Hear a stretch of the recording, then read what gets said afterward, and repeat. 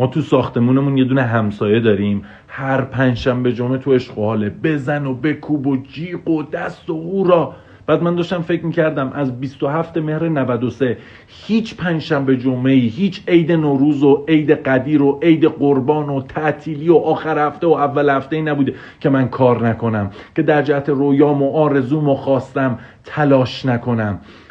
تو پارک رو چمن خوابیدم، تو ماشین تو شهر غریب خوابیدم، روزها، ساعتها، هفتهها، ماهها از پدر و مادر و خانوادم دور بودم، شب نخوابی کشیدم، قید رفیق بازی و دور همی و دور و مهمونی و پارتی زدم.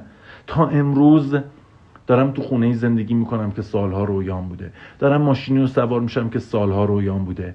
منم یه جوونم تو همین مملکت، تو همین اوضاع اقتصادی، توی شهرستانی هم به دنیا اومدم، توی خانواده‌ای هم به دنیا اومدم که بابام فرهنگی بود، مامانم خونه دار بود.